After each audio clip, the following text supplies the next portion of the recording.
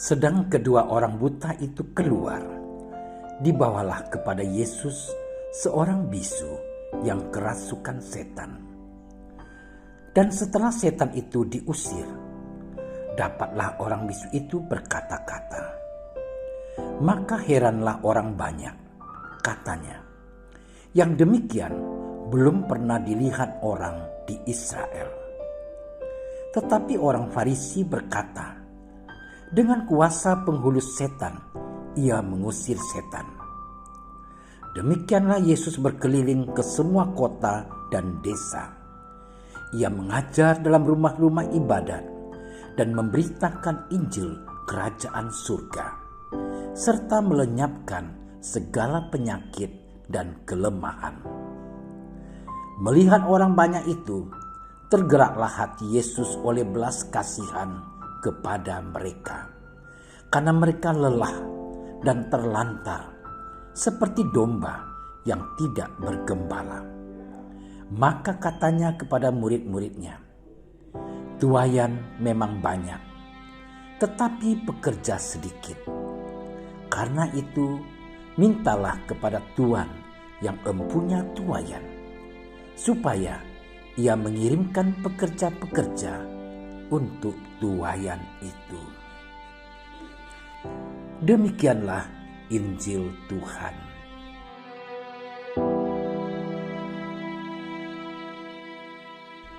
Saudara-saudari terkasih, setiap orang pasti ingin masuk surga.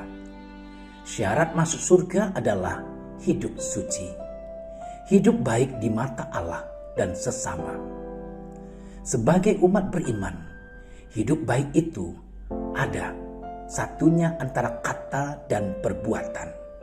Karena iman tanpa perbuatan adalah mati. Tuhan Yesus melalui bacaan Injil hari ini menyapa kita lewat seruannya. Tuaian memang banyak, tetapi sedikitlah pekerjanya. Karena itu mintalah kepada Tuhan yang empunya tuaian, supaya ia mengirimkan pekerja-pekerja untuk tuaian itu. Seruan ini juga panggilan dari Allah agar semua orang mengusahakan kekudusan dalam hidupnya sehari-hari. Gereja dalam dokumen Konsili Vatikan II terang kepada bangsa-bangsa Lumen Gentium nomor 40 menyatakan, semua orang Kristiani bagaimanapun status atau corak hidup mereka dipanggil untuk mencapai kepenuhan hidup Kristiani dan kesempurnaan cinta kasih. Kepenuhan hidup Kristiani dan kesempurnaan cinta kasih diwujudkan secara nyata dengan berusaha menjadi kudus, sebagaimana Allah sendiri adalah kudus adanya.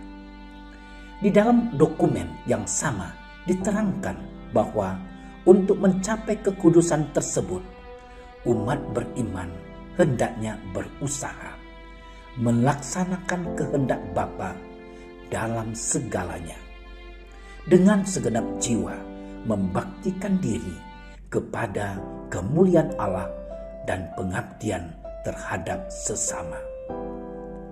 Saudara-saudariku yang terkasih, panggilan menjadi kudus adalah panggilan untuk semua orang.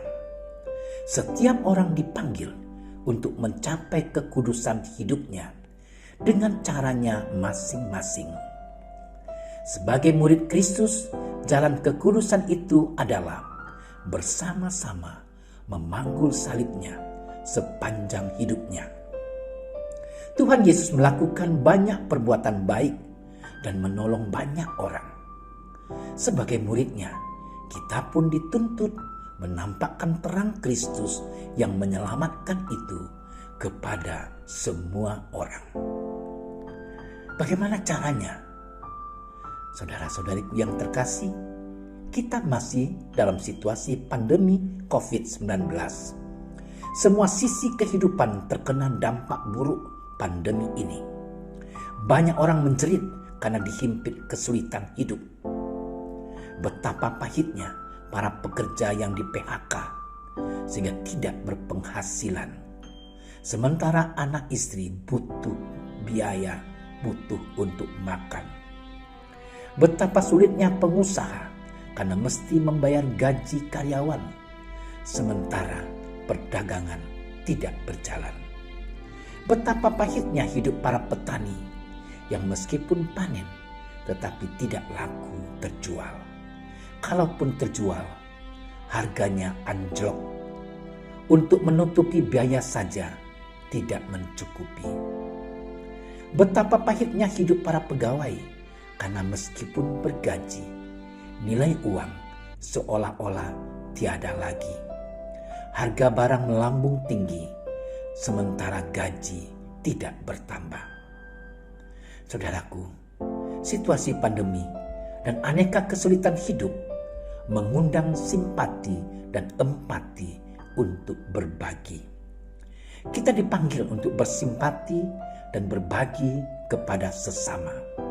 Sebagaimana Tuhan Yesus sendiri bertindak solider terhadap orang-orang miskin yang terjangkit penyakit, orang berdosa dan membutuhkan bantuan. Bersimpati, berempati, dan berbagi adalah bagian dari jalan kekudusan. Dalam kondisi seperti inilah, iman kita dituntut tidak sebatas doa dan kata. Iman kita dituntut menjadi nyata dalam perbuatan. Saudara-saudariku yang terkasih, panggilan mencapai kekudusan adalah sebuah proses yang terus berlangsung, yang tiada henti. Marilah kita mohon rahmat Tuhan supaya terus dimampukan untuk mencapai kekudusan hidup. Marilah kita mohon rahmat Tuhan supaya terus dimampukan untuk bersimpati, berempati, dan berbagi dengan siapapun yang membutuhkan pertolongan. Dengan demikian, melalui tindakan kita, setiap orang melihat terang Kristus yang menyelamatkan. Ya Allah, kami mensyukuri panggilan kami untuk mencapai kekudusan hidup.